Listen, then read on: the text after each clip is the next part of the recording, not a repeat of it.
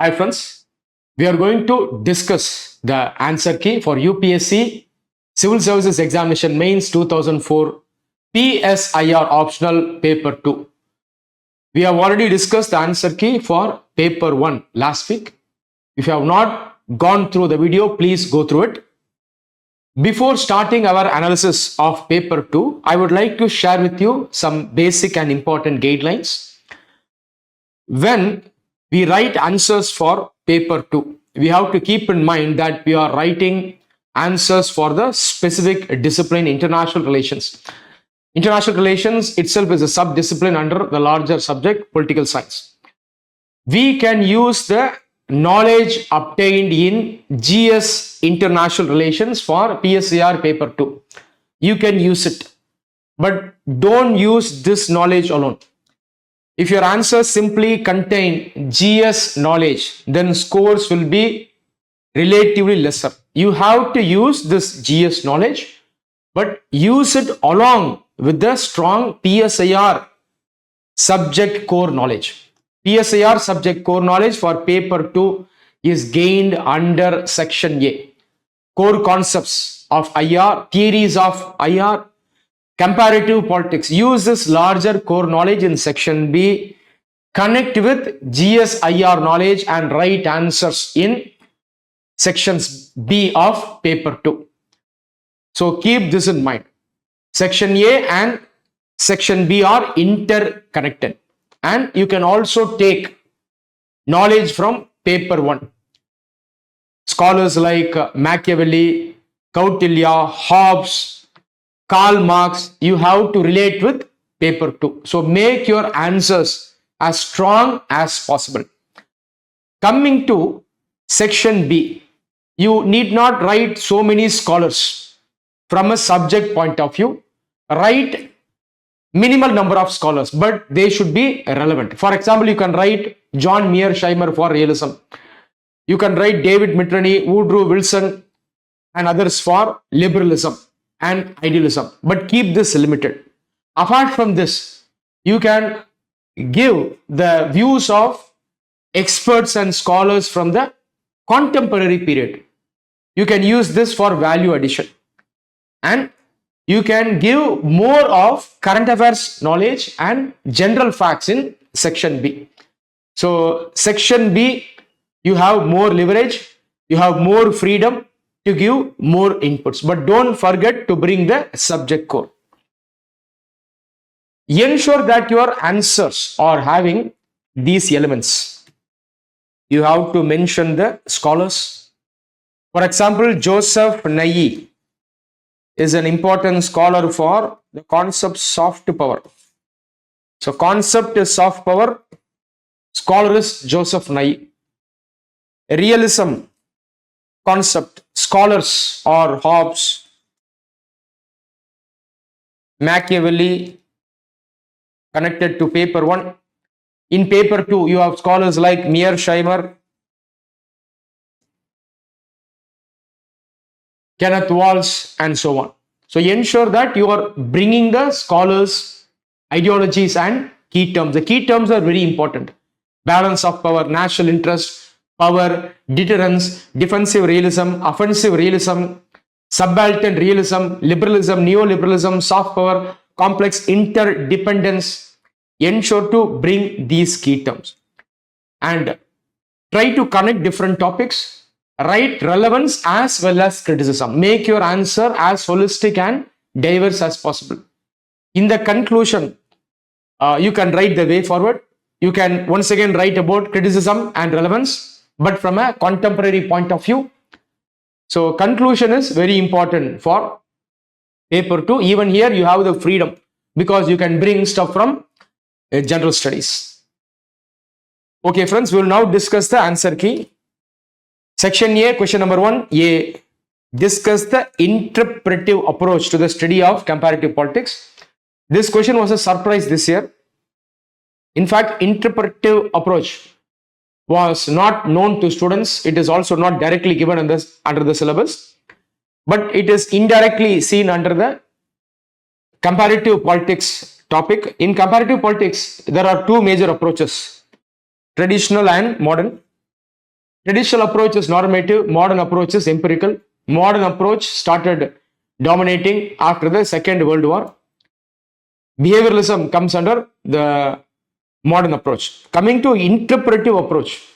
Interpretive approach is nothing but a school of thought where we give importance to the idea, meanings that shape actions and institutions.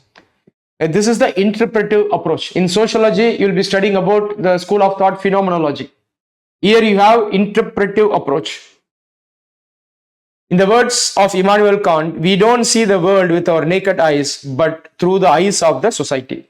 A very important scholar who also contributed to international relations.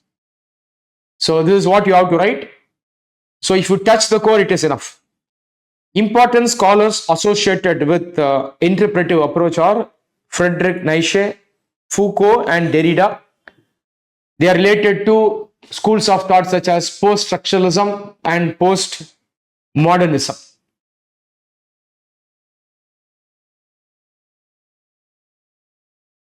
Question B. Explain the central tenets of world systems theory. Rather straightforward question. Comes under the topic political economy approach. So you have to hit the point directly. Political economy approach. It is an approach to the study of comparative politics. Political economy studies the relationship between politics and economics. World systems theory associated with the Marxist approach. In fact, Marxist critique of capitalism provides the basic structure of critical political economy.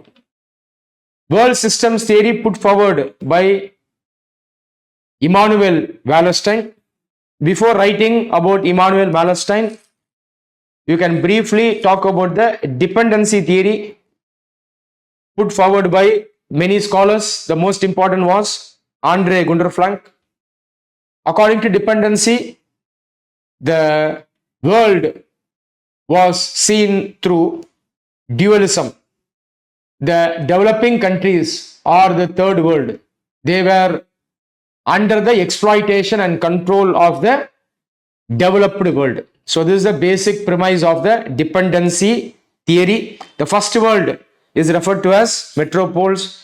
The second world and the third world, they are backward compared to the first world. During the Cold War, the Western bloc of countries were economically referred to as first world. The Eastern bloc of countries economically referred to as second world. The non-aligned countries were referred to as the third world. Today we don't use these terms. Today the two major terms as far as the economic classification of countries are developing world and developed world.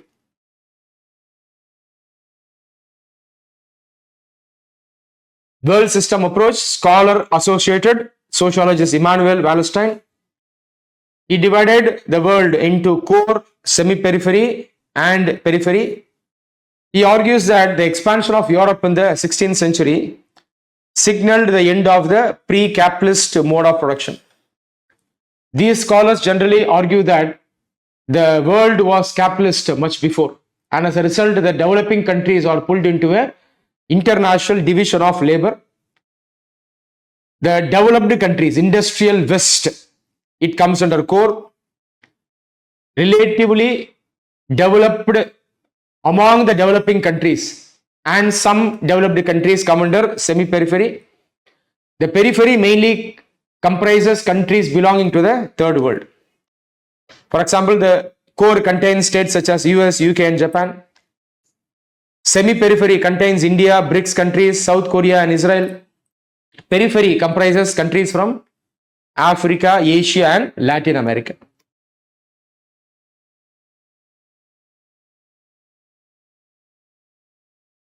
If there is an opportunity, please try to give examples from the contemporary period.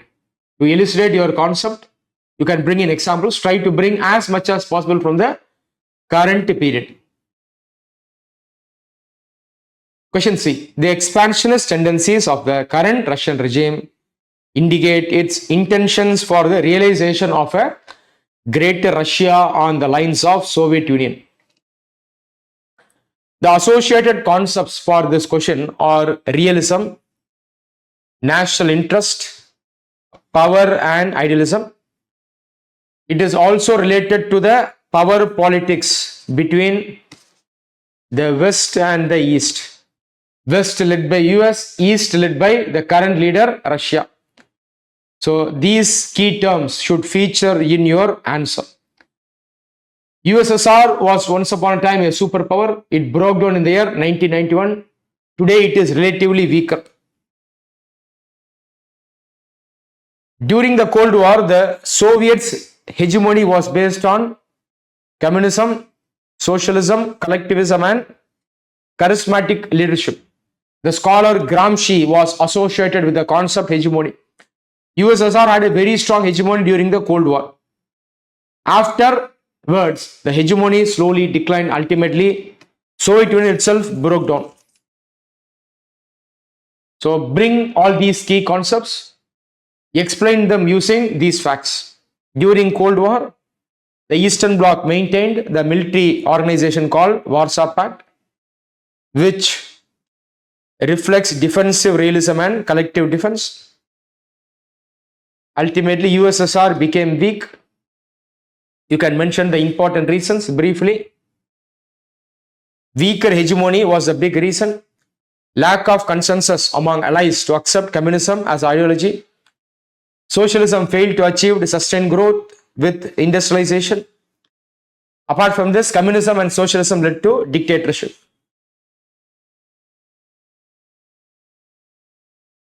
Now the Russian leader Putin is trying to rebuild the USSR. You have to once again substantiate using realism, collective security, and so on. Ukraine-Russia war itself is a result of the attempt of Russia to recreate the Eastern Bloc. Today, Ukraine is a buffer state in Eastern Europe. Ukraine wants to become a member of NATO. Russia is not happy with it. Today, Russia still continues to be a security provider like US. The scholar John Mearsheimer, a realist, he criticizes US for needlessly provoking Russia into the Ukraine war. Mearsheimer is a very important scholar. Try to bring him as much as possible when you write answers regarding realism.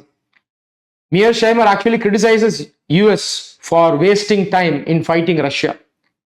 He actually wants US to contain China's rise in the East. He wants US to maintain its hegemony in the Western Hemisphere and at the same time contain China. It simply has to balance Russia and China, adopt a moderate approach with respect to Russia, respect Russia's concern, but mainly focus on China. So bring these points in your answers. You can conclude the answer telling that even though Russia is trying to rebuild the Soviet Union, it is weaker because it lacks a strong hegemony. Compared to Russia, China is very strong because it has a strong hegemony today. That is why today China is mainly seen as a threat by the West.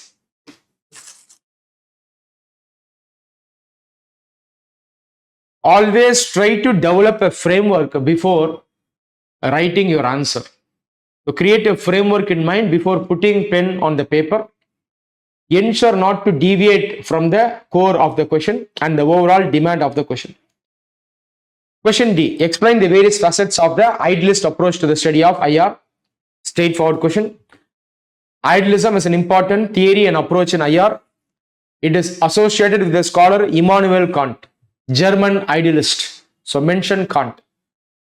Write his view. Peace is the end of all hostilities, not the suspension of hostilities. So bring the related scholars' theory and the concept first. You can also bring the contemporary events to elucidate the concept. You can even start the answer like this. The attempt by countries to bring the Ukraine-Russia war to an end speaks about idealism. The need to ensure cooperation among the developing world vis-a-vis WTO talks emphasizes on idealism. You can start your answer by quoting these relevant examples. Idealism, as the name suggests, is about idea. thought. Using idealism, a state uses its domestic values, ideas, and norms for international relations. The domestic values reflect at the international level. Unlike realism, idealism focuses on cooperation. It is optimistic about cooperation between countries. Non-aligned movement, European Union, SAARC, all these reflect idealism. Idealism in the 20th century can be traced back to the former US President Woodrow Wilson and his famous 14 points. So you can mention him. Idealism is a broader theory. It comprises sub-theories and schools of thought such as liberalism, neoliberalism, functionalism, interdependence, complex interdependence. So bring all these points in your answers. You can give contemporary examples to explain idealism. The UN system, organization, this reflects idealism. In UN, countries work together for peace, cooperation, friendship, prevent war. So it is basically about cooperation. India's concept of Vasudhaiva Kudumbakam is also idealism. It talks about the need for the entire world to exist as a family. This concept is highly relevant for trade talks and climate change. Non-aligned movement also reflects idealism. Non-aligned movement reflects the philosophy non-alignment, which reflects idealism. Non-alignment talks about peace, cooperation, opposing war, diluting international power politics, and achieving a multipolar world. Quad alliance is another example. Try to give 2 to 3 examples which are highly relevant from the contemporary period. It's not about how many points you are writing, it is about how relevant you are writing. Even if you are able to write 2 examples, it's enough, but make sure that they are very relevant.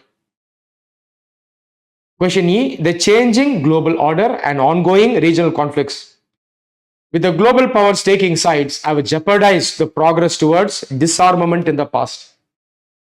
The core of the question is disarmament. Disarmament is associated with idealism, peace. It is also associated with liberalism. And it is also associated with defensive realism. Defensive realism tells that states are security maximizers. It is also related to the concept collective security and collective defense. So these core concepts should feature in your answers. Briefly, write what is idealism, mention scholar Immanuel Kant, and bring these concepts. Then justify how the global powers are jeopardizing the goal of disarmament. You simply have to compare realism with idealism. Disarmament is focused towards idealism, but the great powers and important regional powers of the world, they are not respecting the disarmament. Why? They are now going for realism. Realism is about power politics, realpolitik, associated with scholars like Machiavelli, Hobbes, Kautilya, and others. Realism tells that the states always give importance to national interest first. They give importance to power. National interest and power are the 2 concepts in realism. Realism assumes that the world is a state of anarchy, and as a result, there is no greater power than the nation state. So bring in these concepts. The important scholars under realism are Kenneth Walls, John Mearsheimer, Hans Morgenthau.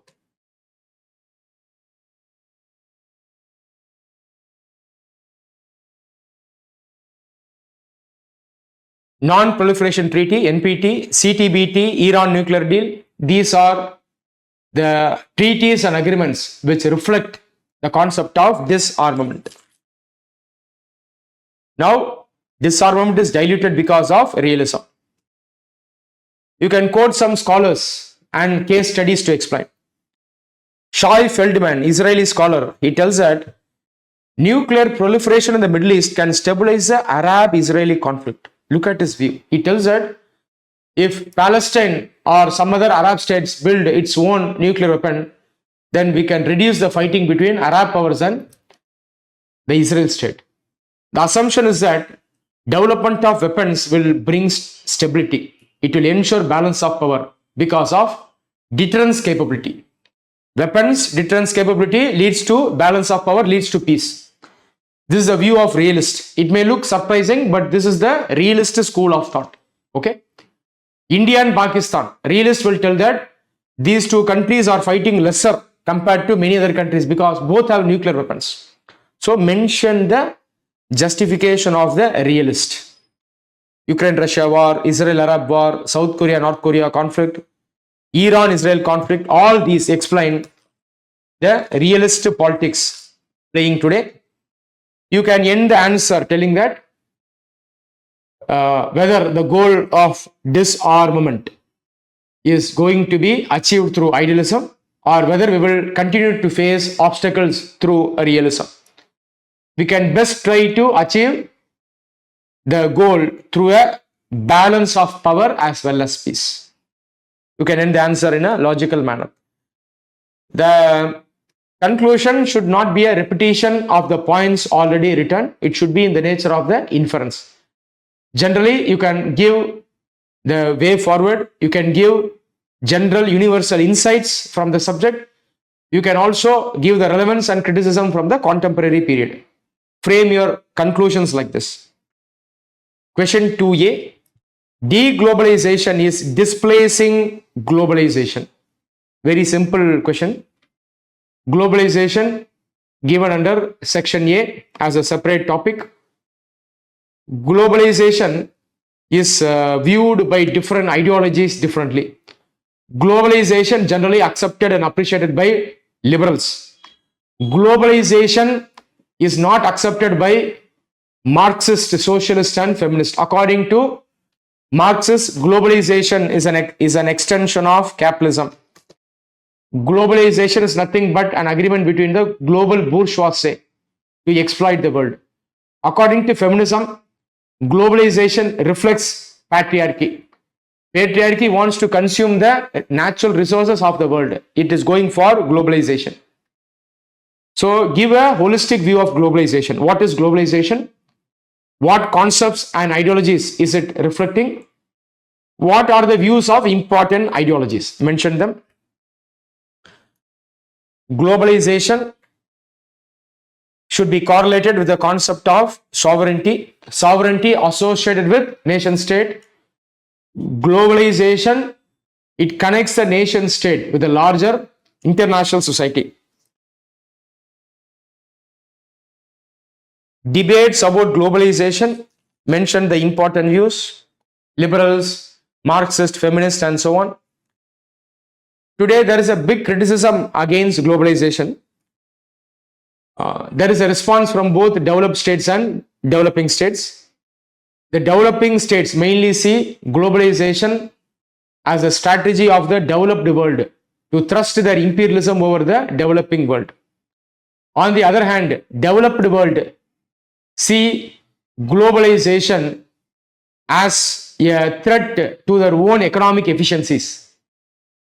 Trade protectionism and economic protectionism is an example of a response from the developed world.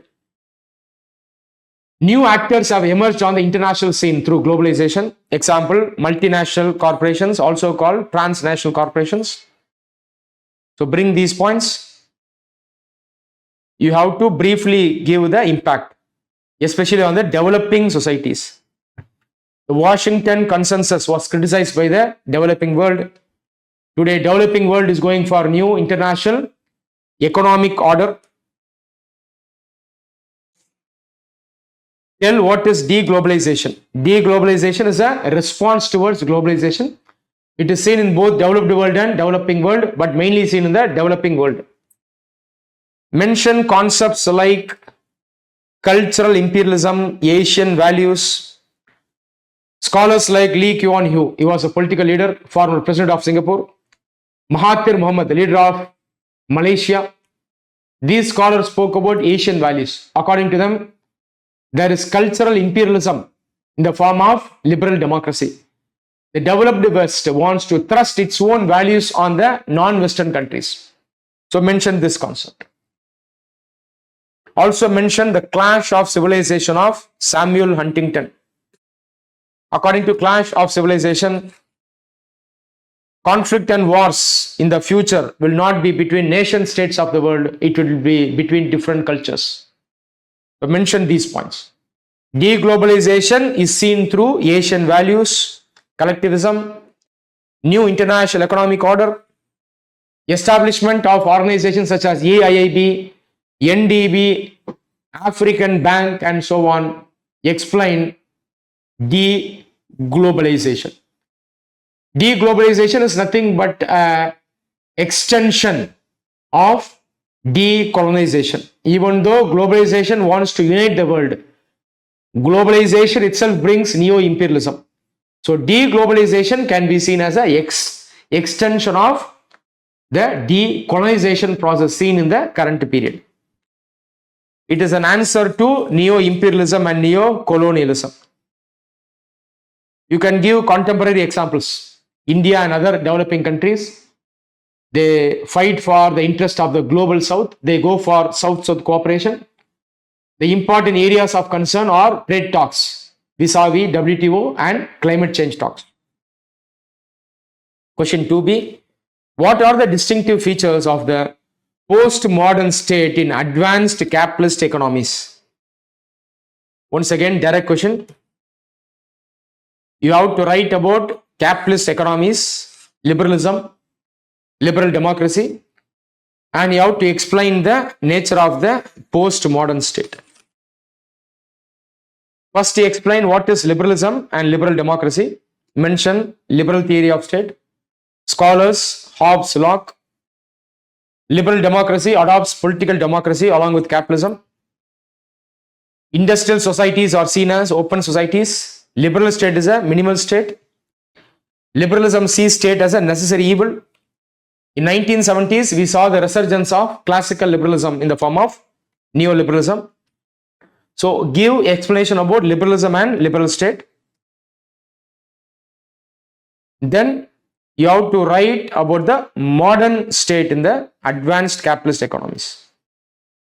Here, you have to write about the neoliberalism concept and the end of ideology debate. After 1970s, there is a resurgence of classical liberalism. Social liberalism was criticized for its inefficiency. The neoliberal scholars want to move back to the earlier period. That is classical liberalism.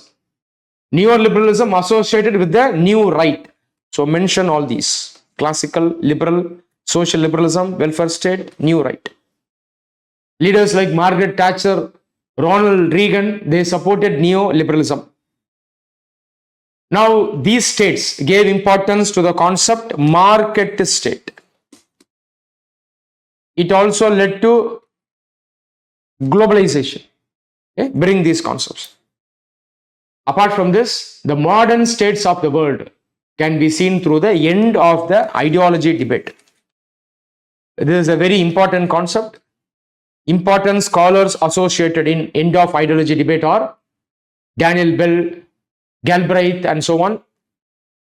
Mention them. According to end of the ideology debate, ideologies are not important. Rather, the stage of economic development is important. Standard of living of people is important. This is end of ideology debate. According to this debate or theory, both socialist states and capitalist states undergo similar stage of development at the matured level. There is bureaucratization, technocratization. Bureaucratic elites, technocratic elites are the important players here. It is no longer a fight between the proletariat and bourgeoisie. Rather, the technocrats and bureaucrats, they become the big challenge. So people have to give importance to these players. So bring all these in your answers to explain the current post-modern state. In post-modern states, you will find the domination of the services sector rather than the industrial sector. So it is no longer guided by classical liberalism or classical Marxism. It is guided by the nature of economic development and progress. You can compare China and US. China follows socialism, US follows capitalism, but both are characterized by similar features because both are at the advanced stages of economic development. Mention the scholars, Bell, Galbraith. You can also quote the contemporary scholars like C.B. Macpherson, socialist, C.W. Mills.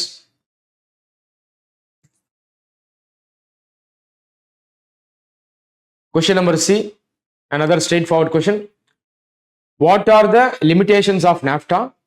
How did its replacement by the US-Mexico-Canada agreement counter them? This question is also about the conflict between idealism and realism. NAFTA, an international economic agreement, reflects idealism. It specifically reflects liberalism, neoliberalism. It also reflects complex interdependence and interdependence. So write all these concepts. After some time, the NAFTA was criticized by the nation states. So nation states given importance. Now we are moving into neoliberalism and realism. As a result, the USMCA agreement came into existence. So it is nothing but the assertion of national interest by states in mainland North America, especially US. The US had a concern for a long time that US benefited lesser with respect to trade, development and employment of the US people. So bring in these facts. The North American region, mainland North American region, is seen as a zone of peace under democratic peace theory. Mentioned it. Western Europe, Northern America, they are seen as zones of peace. Realists view security as high politics. They view trade, economic cooperation and so on as low politics. So mention these key concepts. So NAFTA is seen through low politics. And you can write about the US MCA from GS, write about the concerns especially from the US side. You can conclude the answer telling that we can further expect trade protectionism from the US side in the near future. Question number 3A. Discuss the major recent social movements related to the physical rights of women in various countries of the world. For this question, you have to touch paper 1. So correlate as much as possible. Make the answer holistic. If you want to score high, you have to do this. You have to write about feminism, which is studied under paper 1. Okay. You mention liberalism. You mention the concept of man is prior to state. Individualism. Then correlate with social movements. Okay. So these should feature in your answer. We have to specifically focus on the physical rights of women in various countries of the world. So mention liberalism briefly. Man is prior to state. Write what is social movement. It is a loosely organized effort. It is initiated by civil society. Associated scholar is Hegel. Social movements are very important because they enrich democracy. They reflect pluralism. They give importance to the concept of individual. In developed society, the civil society is generally developed. In developing society, it is weaker. So bring all these points. The important social movements are human rights, women movements, environmental movements, LGBT movements and so on. Mention them briefly. No need to specifically drill into any concepts in detail. Always write within the context of the question. Write briefly about feminism. The liberal feminist mainly focused on the public sphere, but the radical feminists, they focused on private sphere as well as the public sphere. They focused on the rights of women. They highlighted reproductive rights, individual rights, psychological freedom of women. So touch these concepts. Mention the important scholars: Elizabeth Stanton, Susan Anthony, Sheila Smith Firestone, Kate Millett. Then highlight the physical rights of women. Physical rights of women is a major topic today. It is related to the concept gender. According to radical feminists like Millett and Firestone, sexual oppression is the most fundamental feature of society. Patriarchy leads to oppression, discrimination, and subjection of women. Bring these concepts. Patriarchy has commodified the body of women in the globalized world. As a result, women are fighting for their rights and liberty throughout the world. Give examples from the current context. Women fighting for dressing rights in conservative states such as Iran. In India, which is a liberal democracy, marital rape is still not criminalized. Women are still fighting for surrogacy rights, reproductive rights, same-sex marriage rights. Write these as examples. You can conclude the answer telling that women movements have upheld the cause of women liberation and empowerment across the world. As a result, you are able to see feminism as a major ideology guiding social movements at the international level. Question 3b. Critically examine the role of political parties in sustaining and stabilizing democracies in the developing societies. Here also you have to touch paper 1. You have to write about liberalism, pluralism, democracy, touch the concepts of representative democracy and direct democracy, then write about political parties. Political parties are important tools in democracy. Political parties are supported by scholars like Lasky. On the other hand, scholars like Gandhi and others did not accept the concept of state itself.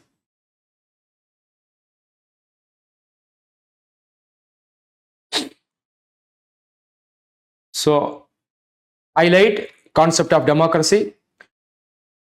What is political party? It is a group of persons organized to acquire and exercise political power. Scholars like Lasky believed in political parties. Gandhi, M.N. Roy, J.P. Narayan believed in partyless democracy. It reflects pluralism, it reflects liberalism. Mention the concept of polyarchy, which means rule by many. Then specifically write about political parties and pressure groups. The concept of pressure group should also be written here. You have to bring it, even though it is not directly asked in the question. Pressure groups are groups where people fight for their common interest. Pressure groups and political parties are important in a democracy. They reinforce each other. They enrich democracy. Pressure groups are called invisible empires. Write the concept of general will of J.J. Rousseau. According to general will, people deposit their individual power to a larger agency called a state. This concept is called general will. Also mention about the concept civil society spoken by Hegel, German scholar. End the answer telling that the political parties are very important in strengthening developing societies. They act as a safety valve. They prevent revolution. They make democracy vibrant and dynamic. It helps the political mobilization of the people.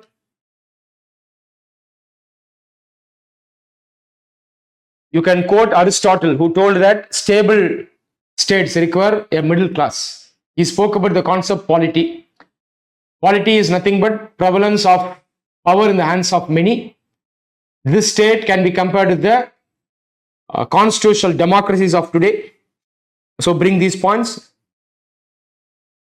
End the answer telling that political parties play a major role in democracies today. You can also highlight certain states where political parties don't contribute because these states are characterized by authoritarianism, single party rule. Examples are China, Russia, Iran, and so on. Question C. Do you agree with the view that US uses NATO as a traditional tool of strategy to perpetuate its hegemony in the world? Organization is NATO.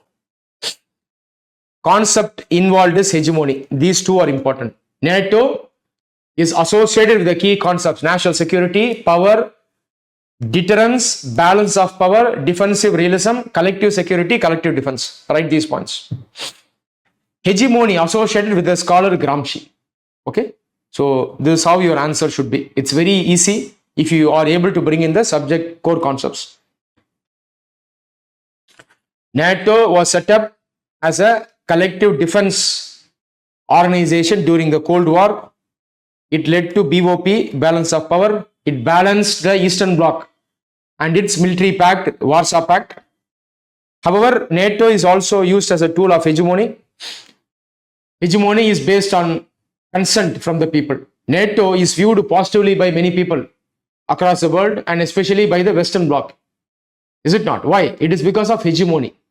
A larger consensus should be created so that the consensus can go hand in hand along with force. We can justify the use of force. Write these points. Okay, mention Gramsci. You can give some examples to substantiate. The US war in Iraq, Afghanistan, the Western Bloc's attempt to make Ukraine a member of West today, which led to the Ukraine-Russia war. All these showcase the hegemony of NATO. Mention the scholar John Mearsheimer.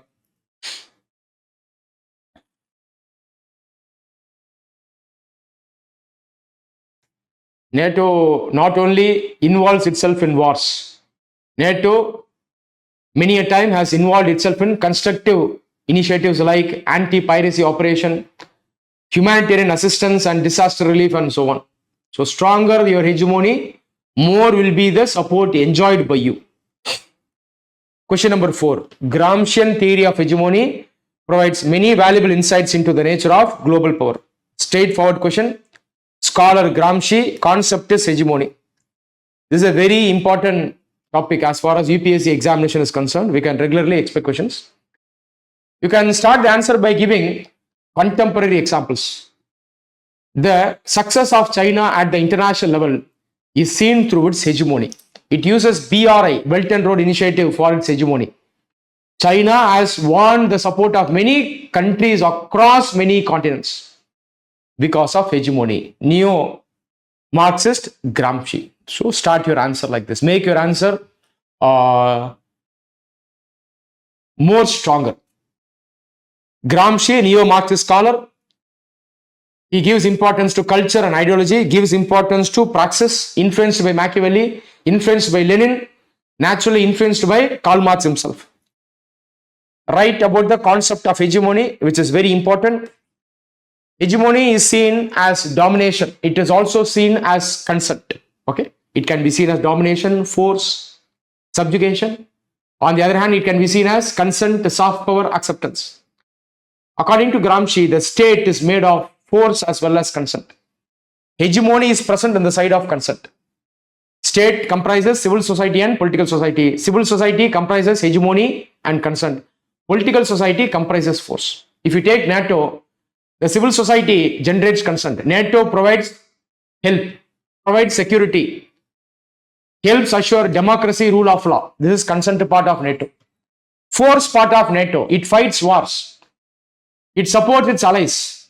For example, it supports Ukraine today. See, this is a force part. So bring these points. Explain how the historical bloc is established.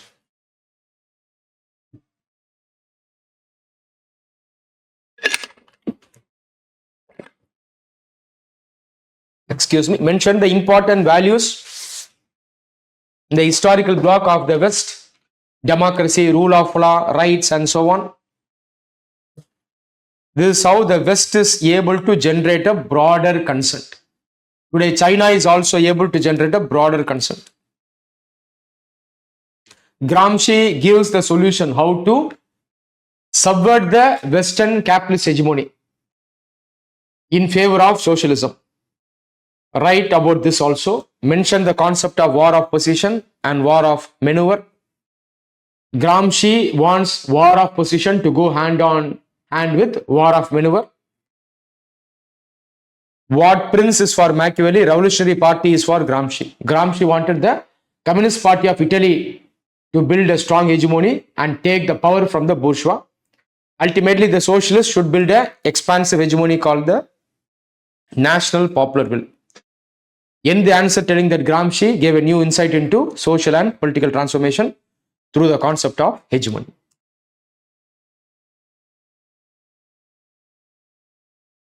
Question 4b. The return of trade barriers and economic sanctions has diminished the spirit of GATT.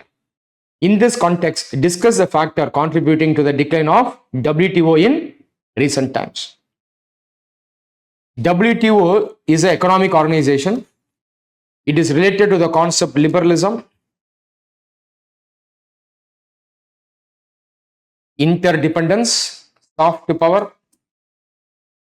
Bring these concepts, mention the scholars associated. Then you have to substantiate how trade barriers and economic sanctions have diminished GATT. Here also you have to highlight the conflict between realism and idealism, or realism versus liberalism. Very simple. Today individual states are going after their national interest. So realism is playing the part. That is why organizations like GATT, they are undermined today. National interest power. GATT reflects liberalism. Neoliberalism gives importance back to the nation state. It puts the focus back to the nation state. So bring these concepts. Use knowledge from GS, but these concepts should be present in your answer. Substantiate how the different trade barriers have diluted GATT. Mention the conflict between the developing world and the developed world. Write about development agenda of Doha 2001. TRIPS, sovereignty issues, fight between developing countries and developed countries. You can quote the example of US-China trade war.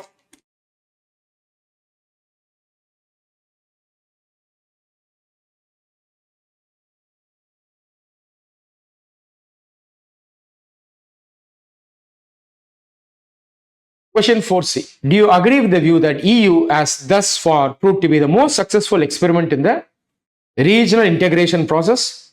Account for its successes and some of the recent challenges that it is faced with. Question is about EU, European Union.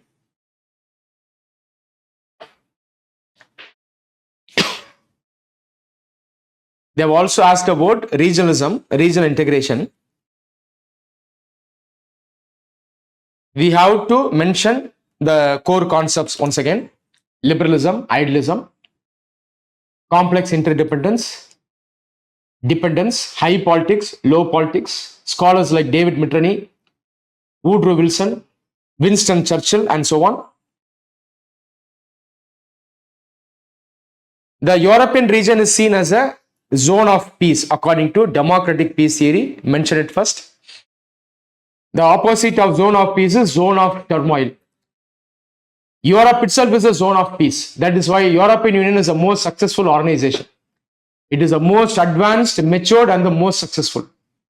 There is greater trust between the member states of EU. Account for its successes and some of the recent challenges. According to functionalism school of thought,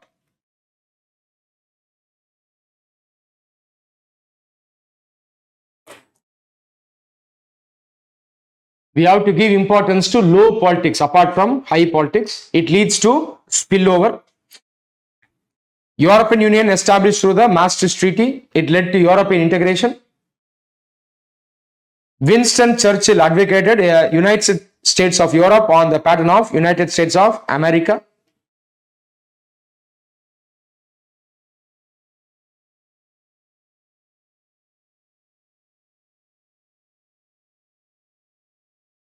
Functionalism leads to integration between states. Neo-functionalism also talks about integration but brings back the focus to the nation state. European Union current issues and drawbacks. Write about realism. There is a focus back on national interest.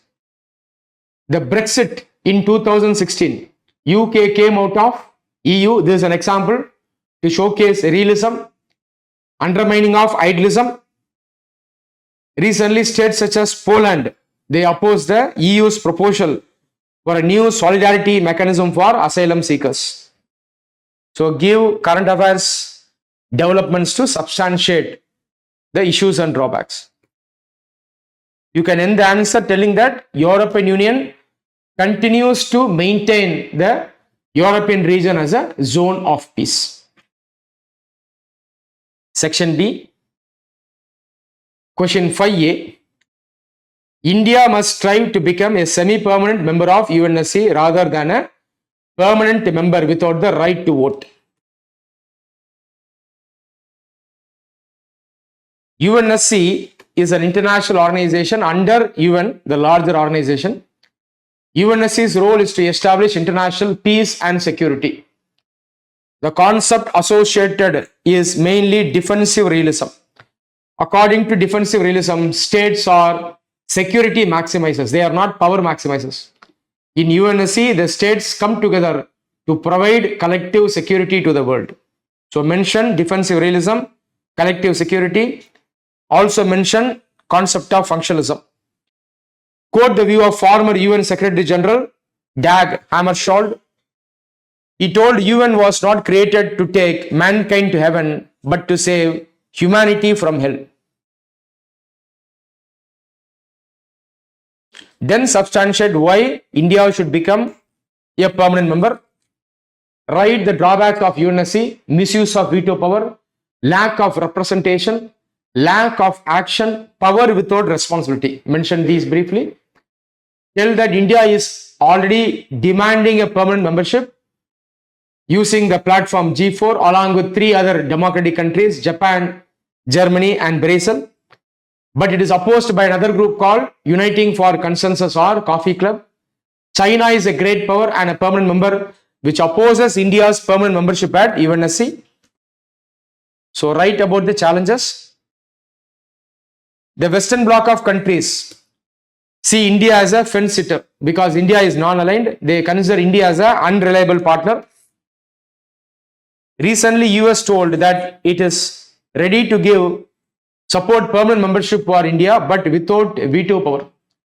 Veto power is very important. It gives the leverage to the permanent members to prevent any action. It won't make much sense if India becomes a permanent member without veto power. As such, we can try to become a semi-permanent member. Semi-permanent member is nothing but a logic and a concept. Even though we are not treated on par with the permanent members, we should try to get the veto power. So we are actually going to get our hands on decision making at UNSC. You can also quote the view of Foreign Minister Mr. Jaishankar. India is a Southwestern power. India is a Western power seen through its democratic credentials, rights, liberty, support for rule of law and peace of the world.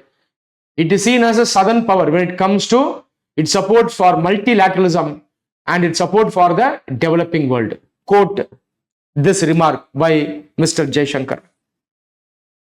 Question B. It is about Bhutan-India relations. Straightforward question. Bhutan has historically been an ally of India, but the China-Bhutan border related issues have become a security issue for India. Once again, you have to bring the key concept. Soft power, spoken by scholar Joseph Nai. Bhutan is currently a protected state under India. It showcases collective security and idealism. India and Bhutan, we share a special friendship. There is great degree of trust. So these are connected to soft power, collective security and idealism. India-Bhutan relationship guided by 1949 Friendship Treaty. Then mention the views of scholars like Harsh Pant, S.D. Muni and our Prime Minister Mr. Modi. S.D. Muni talks about the domination of China over smaller states. He tells that China has perfected the art of bullying elites in smaller states like Nepal and others. Naturally, we have to keep a watch on China because China may very well pull Bhutan into its own spheres of influence. According to India's PM, Mr. Modi, Bharat is for Bhutan and Bhutan is for Bharat. Fortunately, Bhutan does not share in an official relationship with China. Then write about the challenges. There is a border challenge from China. China claims certain areas in Bhutan as its own territory. In 2017, we saw the Doklam standoff. Recently, there is an improvement in China-Bhutan ties. Concept associated are economic dependence and complex interdependence. In the near future, we can expect Bhutan to develop an official diplomatic relationship with China also. Conclude the answer telling that India should maintain the strong friendship with the Bhutan and should not allow Bhutan to go under the imperialism of hegemonistic China.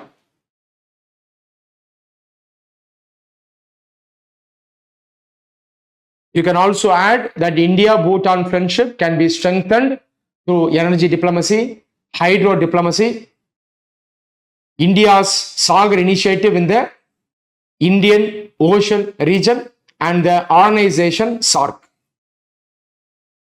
Question 5C. Nothing is going to move within the WTO negotiations unless India is on board. Discuss the main reason behind India's increased clout in the WTO. We already discussed about WTO in the earlier question. WTO reflects liberalism, functionalism, low politics, dependence, complex interdependence. It leads to cooperation between countries. At the same time, WTO is facing challenges. WTO is affected by realism. There is conflict between developed world and developing world. So bring these points, mention the role of India. You have to write the concept NIEO, New International Economic Order. NIEO aims to overcome economic imperialism. Globalization and NIEO are related. After Second World War, 1945, we saw decolonization. Countries came out of imperialism. But later, countries started suffering from the economic imperialism, indirect form of imperialism, not political imperialism, but economic imperialism. NIEO is seen as a solution for the economic imperialism. Under NIEO, countries like India are fighting for the rights at forums like WTO. Associate WTO with NIEO. Then write about the important challenges at WTO.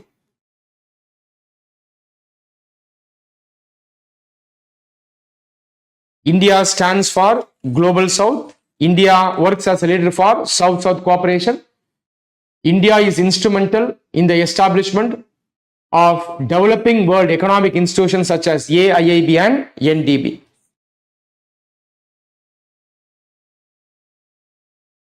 India plays an important role under WTO.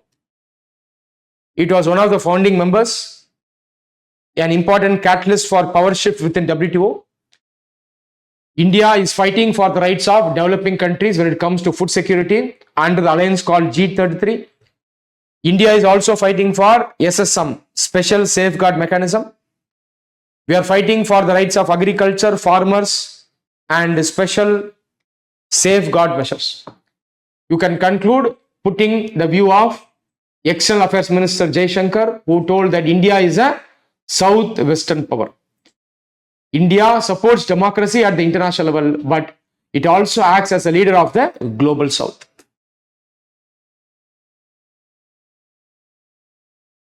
When it comes to topics like WTO, you can also write the concept subaltern realism. Generally, third world countries focus on the immediate interest. They generally focus on their own region. They also expect help from the great powers of the world. This concept is called subaltern realism, spoken by Pakistani scholar Muhammad Ayub.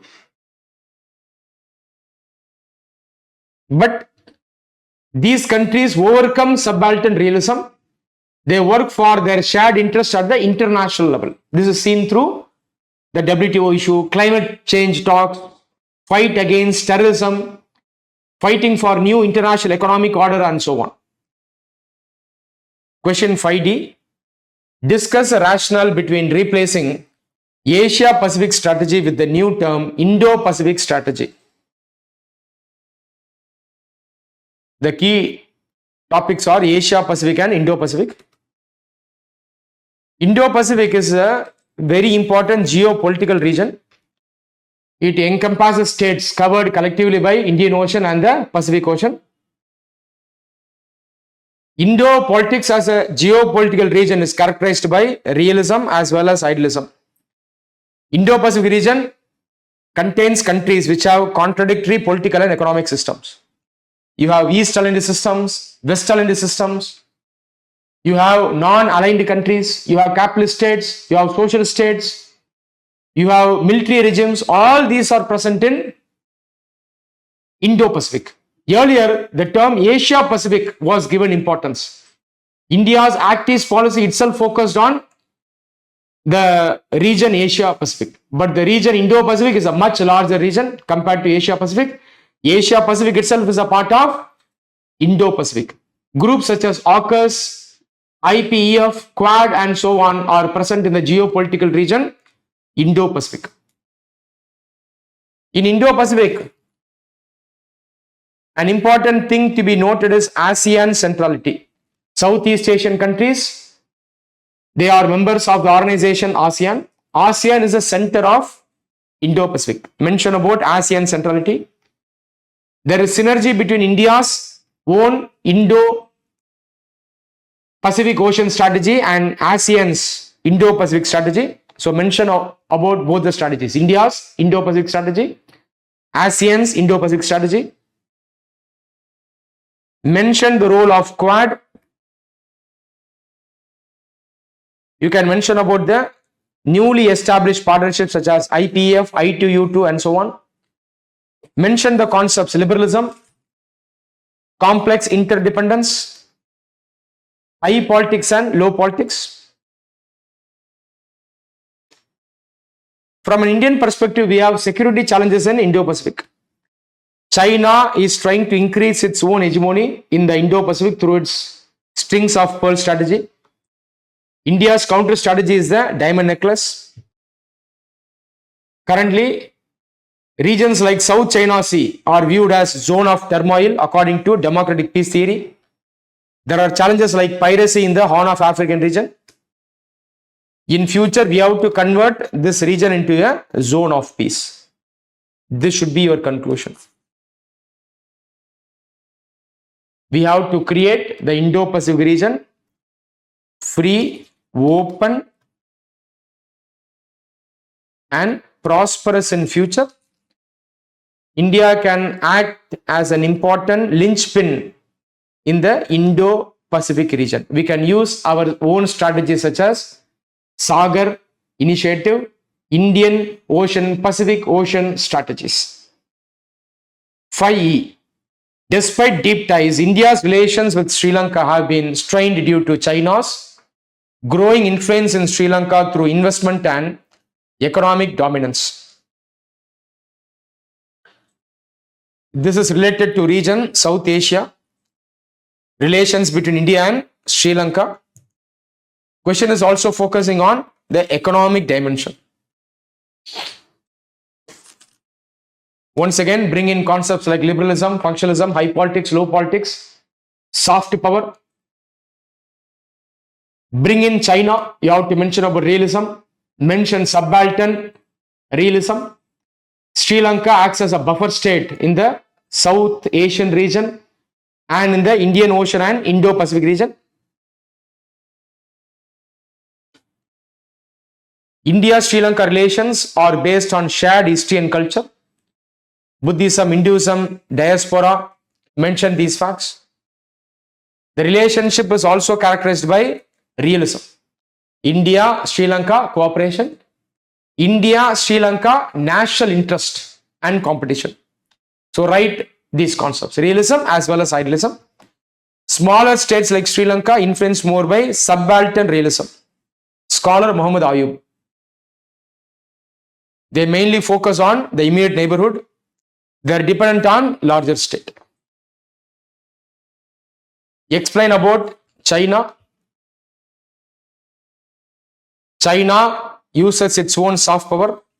Scholar associated, Joseph Nye. Mention about its initiatives like String of Pearls and VRI. Mention the view of scholars who tell about China's plans to bring other countries within its sphere of influence. Professor S.D. Mooney tells that China has perfected the art of buying elites in other states. Hardeep Puri also tells about the Chinese plan. He tells that India must proactively engage with Sri Lanka. India can use its own soft power. Buddhist diplomacy, Tamil diaspora are example. We can use existing forums like SAARC, BIMSTEC and Sagar Initiative. We can also bring Sri Lanka under Asia-Africa Growth Corridor. India can use its foreign policy initiative, Gujarat Doctrine, to bring Sri Lanka under the Indian sphere of influence. Question number C, 6A. Would you concur with the view that of late India's foreign policy has been in a transition mode from Nehruvianism to neoliberalism? Support your answer with the help of suitable examples. The key terms in the question are Nehruvianism and neoliberalism. Briefly explain what is foreign policy. Mention the important core tenets of India's foreign policy and then compare Nehruvianism with neoliberalism. Briefly write foreign policy. It is a sum total of principles, interests and objectives. Mention the views of important scholars like Joseph Frankel, J.N. Dixit, former NSA. Nehruvian doctrine is the equivalent of Monroe Doctrine for Asia. Nehru's foreign policy was guided by both idealism and realism. India's own Monroe Doctrine is nothing but the doctrine of Nehru. Nehru was very well aware of imperialism. He wanted the great powers to keep out of the politics of Asia. Unfortunately, Pakistan kept bringing great power politics to South Asia. Nehru advocated a policy of friendship with all states. He adopted a strong anti-colonial stance. Policy of non-alignment was followed. There was a strong commitment to peace, independence and justice. The Nehruvian policy, along with the principles of Panchsheel, influenced India's foreign policy. It is guiding till now. But there are some important shifts in the current foreign policy. Even though the core tenets of Nehruvianism are followed, there are some shifts. These shifts, they reflect the principles realism and neoliberalism. Even though India continues to work for peace and cooperation of the world, even though we are opposed to wars, violence and power politics, India is giving more importance to its own national interests now. This is seen through realism. We are also giving importance to neoliberalism. Neoliberalism is about giving importance to economic interest, revival of the nation state. So touch these concepts. The important leaders connected with neoliberalism are Ernst Haas, political leaders like Ronald Reagan and Margaret Thatcher. In the present context, India follows strategic alignment and multi-alignment. We give importance to India First policy, which once again showcases importance for the national interest. India maintains strategic autonomy. We follow de-hyphenation policy with respect to regions such as West Asia.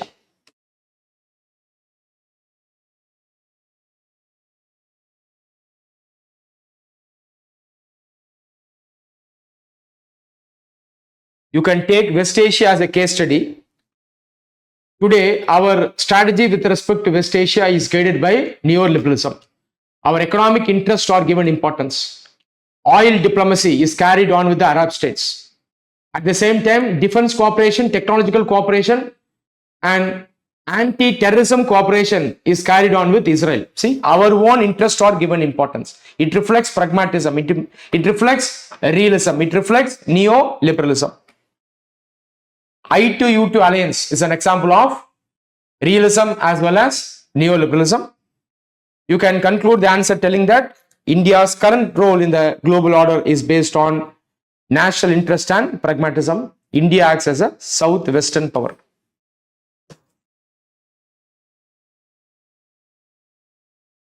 Question 6b.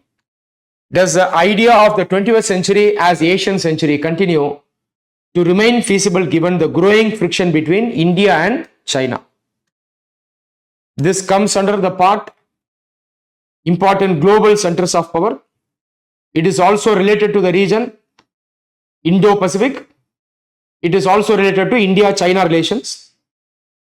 You have to substantiate how the 20th century is seen as Asian century. At the same time, you also have to address the frictions between India and China, which act as a roadblock in realizing the concept of Asian century. Both India and China are ancient civilization. We are guided by idealism as well as realism. Both are present in the large geopolitical region, Indo-Pacific.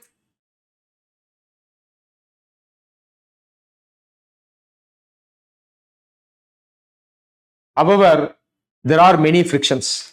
Write the important areas of frictions: border dispute, Dalai Lama issue, China-Pakistan axis against India, China's opposition to India's permanent membership. Mention the important ones. So you have to basically substantiate how idealism, liberalism are overtaken by the realist politics between India and China. China is a hegemonistic power and an imperial power. China is trying to salami slice its way into Indian territory, in the words of former Army Chief Bipin Rawat. Mention the view of retired Ambassador Nalin Suri, who spoke about the need for partnership between India and China.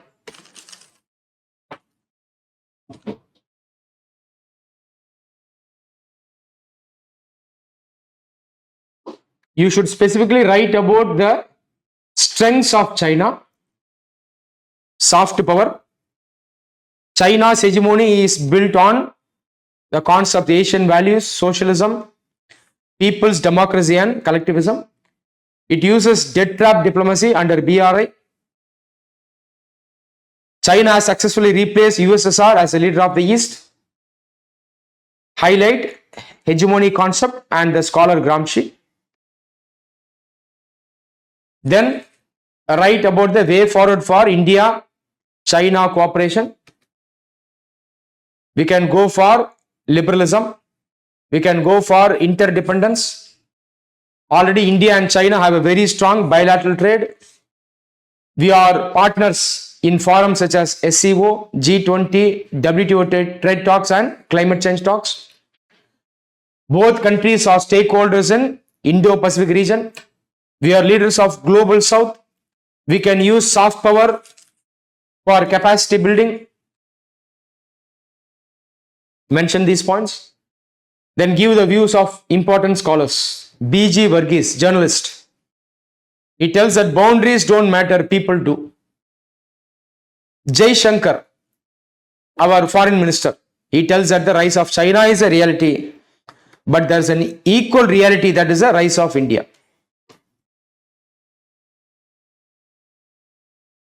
C. Discuss the potential role that India could play as a leader of the global south in realizing the goal of establishing a new international economic order. We already discussed this question. WTO, NIEO. Global south refers to the cooperation between the developing countries of the world. The developing world is referred to as a global south. The cooperation is called South-South cooperation. India is a leader of the global south. It gives leadership to South-South cooperation. NIEO, as already discussed, is the initiative of earlier third world countries, now developing countries, to establish a new economic order based on equality between the developed world and the developing world. Even though countries came out of imperialism after Second World War, they still suffered indirectly under neo-imperialism and neo-colonialism. This is mainly seen through the economic control of the developed world on the developing world. So write the concept of NIEO. It is a set of proposals advocated by developing countries to end economic colonialism and dependency. Mention about the dependency theory of the Marxist scholars. So bring in Marxism, dependency theory. You can also write about the world system theory of Immanuel Wallerstein. Decolonization followed by neo-imperialism and neo-colonialism. Write the role of Bretton Woods twins, IMF and World Bank. Write the key themes of NIEO. Demand for sovereign economic equality and the right to self-determination. Restructuring international trade. Need for a new commodity order. Integrating developing economies into regional trade blocks like CARICOM, COMSA. Reforming the Bretton Woods twins, IMF and World Bank. Promotion of cooperation among the countries of Global South. In all these areas, India is contributing. India is giving a leadership role. Then specifically write about India's role in NIEO. We contribute to North-South dialogue. We contribute to South-South cooperation. India was instrumental in establishing developing world institutions like AIB and NDB. We play a major role under WTO as already discussed. G33 for public stockholding, food security, special safeguard mechanism, fighting for the rights of agriculture farmers, and so on.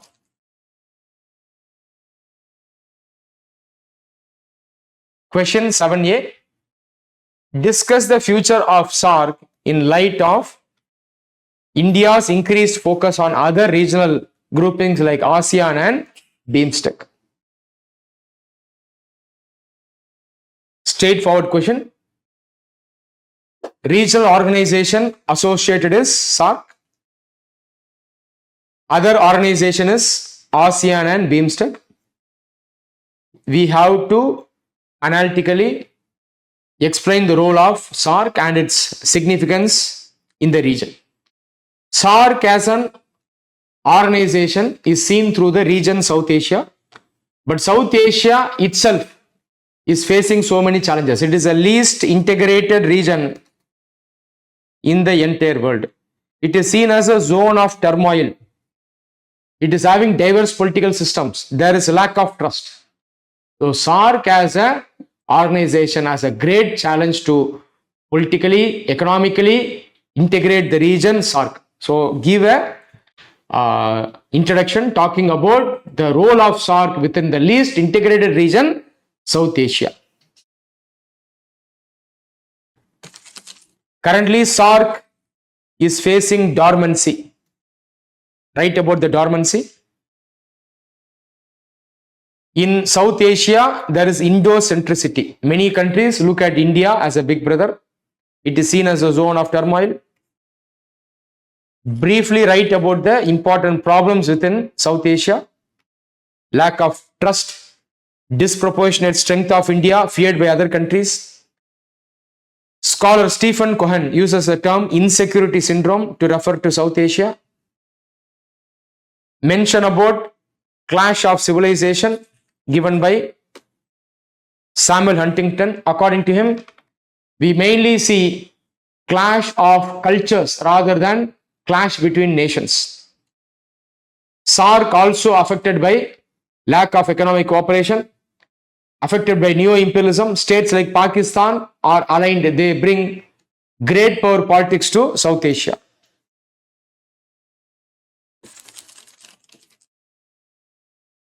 Then write about the way forward, how SAR can be strengthened, how South Asia can be integrated, write about trade, write about soft power diplomacy, human capital, mention the views of scholars like B.G. Varghese, Partha Ghosh, and so on.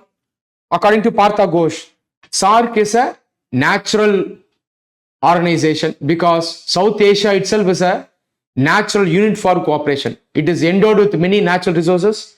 The states can help each other. India can give leadership. Bring these points. You can also write about initiatives such as BBIN, Sagar Initiative, and so on to strengthen SARC in the future. All these initiatives will strengthen cooperation between the South Asian states. Mention the concept complex interdependence. Naturally, South Asia can become a zone of peace in the near future. Question 7b. Critically examine India's persistent refusal to sign the NPT despite being recognized as a de facto nuclear power. Organization given as NPT. Concept indirectly given in the question are disarmament. Disarmament, security, collective security, idealism, and defensive realism. So don't write like GS. Bring the core concepts in international relations. NPT basically supports disarmament, concept disarmament, approach, theory, idealism. The world would be better if it is free of nuclear weapons. But the world will be free of nuclear weapons only when the countries voluntarily consent for such an international order. According to Hobbes, security is the most important value. Security is an umbrella concept. It includes physical, economic, energy security, out of which physical security is the most important security. For human beings, it is physical security. For countries, it is national security. So mention these concepts. Maintain a proper flow in the answer. National security. The realists give importance to national security. After all, realism, it's about national interest. Countries use power for their national interest. The realists support the concept of deterrence. Deterrence is discouraging your enemy from attacking you. If we achieve successful deterrence, we can achieve balance of power in the world. Balance of power is achieving a good balance at the international level. Power should be better dispersed. No single country should wield enormous power. No single country should threaten the security of other countries. This is called balance of power. Balance of power is viewed differently by different scholars. Some scholars view bilateral world, bipolar world as ensuring better balance of power. Some scholars view multipolar world as ensuring better balance of power. So bring these concepts. Coming to NPT. NPT wants to prevent the spread of nuclear weapons and weapons technology. You can bring knowledge from GS. Write about the nuclear states and the non-nuclear weapon states. Mention the concepts of nuclear have-nots and nuclear haves. Then write about India's position. India has not joined NPT because we consider NPT discriminatory. According to India, NPT tries to maintain the monopoly of the P5 countries over nuclear weapons. NPT wants to maintain the current order in nuclear weapons. So we have not signed the NPT. So India's decision not to sign NPT reflects our own realism. So mention about realism from Indian point of view. In future, we need a reform in NPT. NPT warrants a revision to ensure global balance of power and collective security.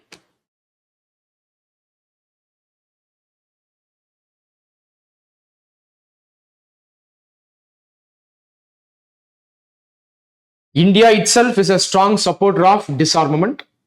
We developed our own weapons for our security. They are built for compulsion, not for choice. At the same time, India has a time-tested, matured, and peaceful nuclear doctrine. The nuclear doctrine is well appreciated by scholars worldwide. India's nuclear doctrine was a key for obtaining the NSG waiver in the year 2008. Keep these in mind. 7C. India and US have become such strong strategic partners that they need not become formal allies. Another straightforward question. You can touch paper 1. According to Kautilya, states such as US and Russia are seen as Udasina or as Madhyama. Udasina is a neutral king, powerful king, generally located away from the home state. So bring these concepts from paper 1. India and US are strategic partners today. Today we are strategically aligned with US. Idealism, functionalism, complex interdependence brings India and US together. Mention the core concepts. Democracy, rule of law, peace, international stability and economic cooperation builds India and US. India and US are the world's two largest democracy. US sympathized with India's freedom struggle during the 20th century. When it comes to India-US relationship, it was a story of a cooperation between two democracies, further developing into a very strong friendship as it stands today. So mention these points. When it comes to security, US was historically a producer of its own security and supplier of its security. India was a historical consumer of other security. This is seen through the subaltern realism concept of Muhammad Ayub. So you have to write all these points. Both India and US are partners in Indo-Pacific region. There is a convergence of Indo-Pacific strategy of both states. China is a common challenger for both states in this region. Writing these points, you should substantiate how both states have become strong partners without the necessity for signing formal alliances. India and US recently entered into many security agreements like LEMOA, BECA, COMCASA, SOSA, assignment of liaison officers. We also engage in complex interdependence, which also includes economic cooperation. Partnerships such as IPEF, ITU2 Alliance, Quad reflect complex interdependence. Mention these points. Try to bring the views of scholars like Jaishankar, Harshpant and Raja Mohan. According to Jaishankar, India-US relations is rooted against political volatility. Harshpant, he tells that India is key to US ability to create a stable balance of power in Indo-Pacific. Raja Mohan, realist scholar, tells that India and US should balance China in the Indo-Pacific. Next question, 8A.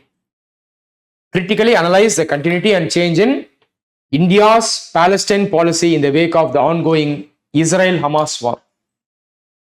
We have already discussed this in a previous question. This is very simple once again. You have to compare and contrast India's earlier foreign policy stance with the current foreign policy stance. India's earlier foreign policy stance, its original foreign policy stance was influenced by Panchsheel, non-alignment, peaceful cooperation, support for oppressed and suppressed people, support for democracy, support for self-determination, opposition to war, violence, imperial politics. The current view of India regarding West Asia is guided more by realism, neoliberalism, India's own interest, specifically economic interest, pragmatism. So this is what you have to bring within the answer. The West Asian region is a zone of turmoil. Mention it. It is also seen through the clash of civilization. An example is the Arab-Israeli wars, which are going for a long time. Earlier, India's engagement with West Asia is characterized by non-alignment and idealism. Today it is characterized more by pragmatism and national interest, which is realism. Today, multi-alignment, strategic partnership, strategic autonomy, de-hyphenation, all these concepts characterize India's relationship with the larger West Asian region. Now specifically right with respect to Israel and Palestine, de-hyphenation policy as official policy started in 2017 applies with respect to Palestine and Israel. According to de-hyphenation policy, India will continue to maintain relationship with two states, even though they may have an adversarial relationship. In case of West Asia, Palestine and Israel have an adversarial relationship, negative relationship, but we continue to maintain friendship with both the states. This is the concept of de-hyphenation. We continue to work with Palestine. This relationship is characterized by idealism, punch-shield, non-alignment. Our relationship with Israel is characterized largely by realism, neoliberalism, and India's first policy. India first policy is nothing but giving importance to India's national interest and the concept of India's centrality. So if you touch these points, you have already written a good answer. You can add points such as energy diplomacy, soft power, mentioning Joseph Nye. We can use Islam, Indian diaspora, economic cooperation, trade cooperation, technology to improve India's relationship with West Asia. We are continuing to play a proactive role in West Asia. End the answer. Conclude like this. You can quote this point again and again. India as a southwestern power, in the words of our foreign minister, Mr. Jaishankar. Question 8b. Discuss the implication of the scrapping of free movement regime with Myanmar by the Indian government on the complex ethno-political dynamics of northeastern region. Myanmar, an important strategic partner of India, also a neighbor.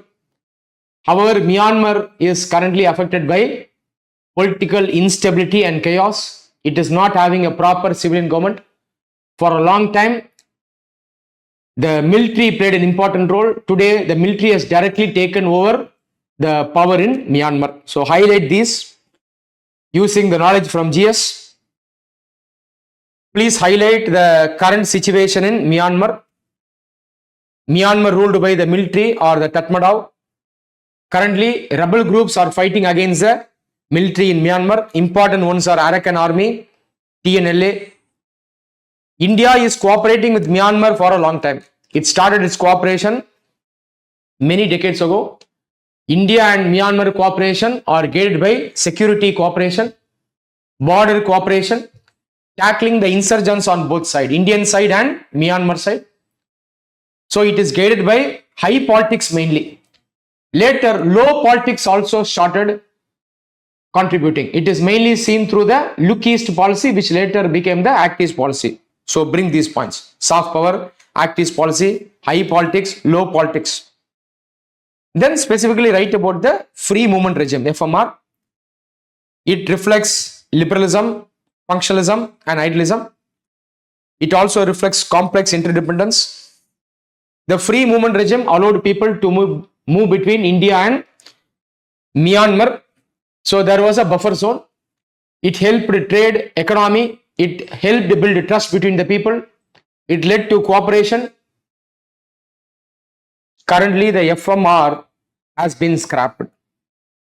This decision is taken into account India's own interest, realism, high politics, mention it. Then write about this specific concept, securitization, spoken by scholars Barry Busan and Oli Weaver. Securitization is the excess importance or the emphasis given by countries to security over other issues. Generally, countries will hype some security issues like border issues and threat from neighboring countries. This gives them the leverage to take extraordinary actions. This is called securitization. So mention these points. Then highlight the challenges in scrapping the FMR. It reduces the realization of soft power. It dilutes opportunities under Act East policy. Sometimes it violates the rights of refugees. It also has a spillover in the northeastern regions. The scrapping of the FMR reduces the movement of people. Kuki, Chin, Mizo people, they are present in both India and Myanmar. Since we restrict the movement of people, it may lead to security issues on both sides of the border. It may also give an opportunity for rebel groups on both sides to make use of this opportunity and create problems. Last question, 8C. India has of late chosen to debunk non-alignment in pursuit of multi-alignment.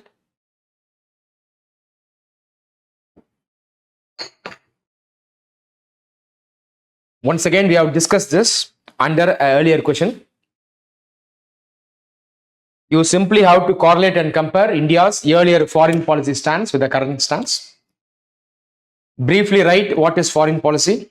Mention the view of important scholars. Then you have to compare and contrast. During Cold War, India's foreign policy was guided by non-alignment. Non-alignment was a philosophy. Organization was non-aligned movement or NAM. Non-alignment was guided by the principles of peace, neutrality, national interest, dilution of Cold War politics, support for the self-determination of countries, opposition to racial discrimination, support for oppressed and suppressed people.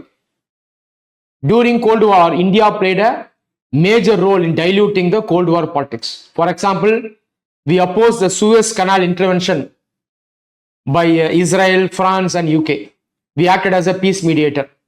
We opposed the proxy wars waged by major powers. Example, Korean War, Vietnam War. We earned the wrath of imperial countries like US during that time, even though US later became a strong friend of India. Today, India's foreign policy is still guided by non-alignment. You still see idealism. At the same time, you see a higher degree of realism. So this is what you have to substantiate.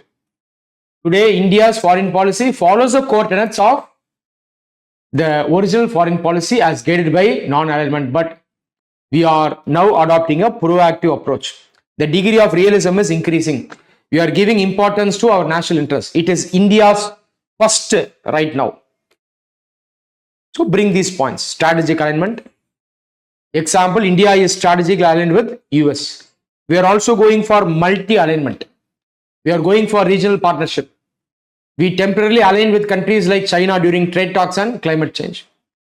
We align with Western democratic powers when it comes to opposing terrorism, when it comes to supporting peace, rule of law, and democracy. That is why we are called a Southwestern power. Mr. Jaishankar in his book, The India Way, talks about multi-alignment. Mention Mr. Jaishankar. Mention the India First policy, seen through initiatives such as Sagar Initiative, I2U2, Look West policy. Mention the concept strategic autonomy. Strategic autonomy is a relative independence of a state to take its own decision at the international level and to pursue an independent foreign policy. Scholar Kalyana Raman spoke about strategic autonomy. Mention these key concepts specifically from an Indian perspective. Also write about the de-hyphenation policy, which I explained earlier. Thus, India's foreign policy in the 21st century is based on pragmatism blended with its traditional concerns of world peace, democracy, and non-alignment. According to Jaishankar, India is a Southwestern power. It has the democratic principles of the West and the global interest of the South. With this, answer key discussion is over. Thank you.